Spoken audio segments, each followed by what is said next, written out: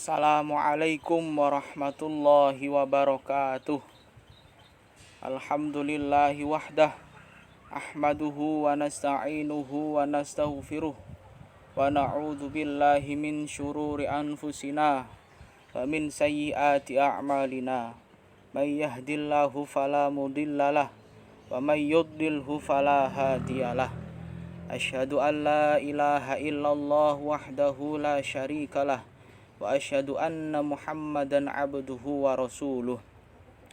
Allahumma salli wa sallim wa barik ala sayyidina Muhammad wa ala alihi wa ashabihi wa azwajihi wa dzurriyyatihi wa ahli baiti ajma'in, amma ba'd. Yang sangat saya hormati Bapak dosen Dr. Haji Ahmad Muhibbin Zuhri MPD. Yang saya hormati pula seluruh dosen di Universitas Islam Darul Ulum Lamongan, dan tak lupa kepada teman-teman yang sangat saya cintai. Puji syukur kehadirat Allah Subhanahu wa Ta'ala, yang mana pada pagi hari yang cerah ini kita masih diberi kesempatan, kesehatan, sehingga kita bisa melakukan kegiatan seperti biasa. Allahumma sholli ala sayyidina Muhammad. Semoga tetap tercurahkan kepada junjungan kita Nabiullah Muhammad sallallahu alaihi wasallam. Teman-teman semuanya, di sini saya akan mempresentasikan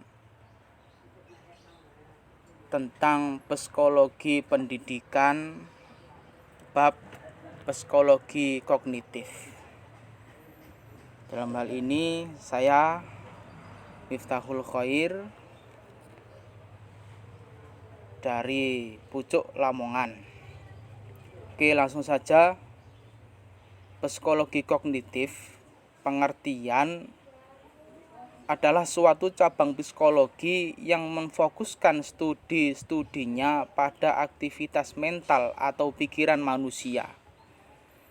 Aktivitas pikiran yang dimaksud adalah meliputi bagaimana seseorang memperoleh atau memproses informasi, bagaimana informasi itu dipresentasikan sebagai pengetahuan, kemudian disimpan dalam ingatan, dan bagaimana pengetahuan itu digunakan untuk mengarahkan sikap dan perilakunya. Psikologi kognitif menurut istilah kunci. Menurut Wundt, mengusulkan bahwa psikologi seharusnya mempelajari pengalaman kesadaran dengan menggunakan metode introspeksi.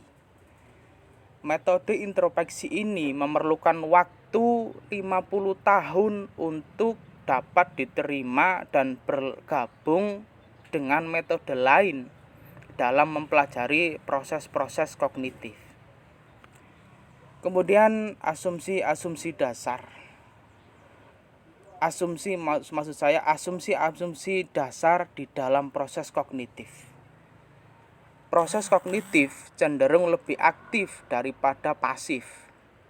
Manusia selalu berupaya mencari informasi, memperoleh pengetahuan, dan mengikuti perkembangan pengetahuan yang baru. Proses kognitif berlangsung sangat efisien dan akurat. Perkembangan bahasa misalnya. Hal ini disebabkan manusia memiliki kesanggupan untuk mengenal kata-kata baru dan struktur bahasa yang kompleks. Kemudian taksonomi ranah kognitif. Taksonomi yaitu klasifikasi atau pengelompokan benda berdasarkan ciri-ciri tertentu. Yang pertama, pengetahuan, atau bisa dalam bahasa Inggris yaitu knowledge. Yang kedua, pemahaman. Yang ketiga, penerapan. Yang keempat, analisis. Yang kelima, sintesis. Dan yang terakhir, evaluasi. proses-proses kognitif tingkat tinggi. High order thinking skills bersifat tingkat tinggi merupakan suatu proses berpikir peserta didik dalam level kognitif yang lebih tinggi yang dikembangkan dari berbagai konsep metode kognitif dan taksonomi pembelajaran seperti metode problem solving, taksonomi Bloom, dan taksonomi pembelajaran, pengajaran, dan penilaian. Tujuan utama dari high order thinking skills adalah bagaimana meningkatkan kemampuan berpikir peserta didik pada level yang lebih tinggi, terutama yang berkaitan dengan kemampuan untuk berpikir serta kritis. Maksud saya berpikir secara kritis dalam menerima berbagai jenis informasi, berpikir kreatif, dan memecahkan suatu masalah. Kemudian konstruksi pengetahuan. Konstruksi pengetahuan adalah sebuah proses mental di mana seorang pembelajar mengambil banyak potongan informasi yang terpisah dan menggunakan untuk membangun pemahaman atau tafsiran yang menyeluruh, di mana proses konstruksi merupakan inti banyak teori kognitif tentang belajar. Kemudian proses konstruksi pengetahuan. Piaget mengatakan bahwa belajar adalah sebuah proses konstruktif. Untuk mendorong konstruksi pengetahuan yang efektif perlu dilakukan beberapa hal sebagai berikut. Yang pertama, memberikan kesempatan untuk melakukan eksperimen, menyajikan perspektif ahli, menekankan pemahaman konseptual, mendorong dialog kelas, menugaskan aktivitas-aktivitas yang otentik, kemudian merancang konstruksi teori dan membentuk komunitas belajar. Kemudian kesimpulan dari berbagai teori tadi di atas bisa menyimpulkan bahwasannya psikologi kognitif mulai berkembang di kalangan intelektual di Indonesia. Hal ini karena pentingnya psikologi untuk dikaji karena tuntutan kebutuhan terutama dalam dunia pendidikan. Taksonomi yaitu klasifikasi atau pengelompokan benda berdasarkan ciri-ciri tertentu. High order thinking terjadi ketika peserta didik terlibat dengan apa yang mereka ketahui sedemikian rupa untuk mengubahnya.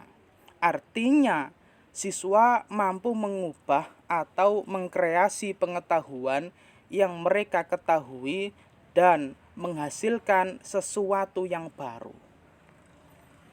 Sekian presentasi dari saya.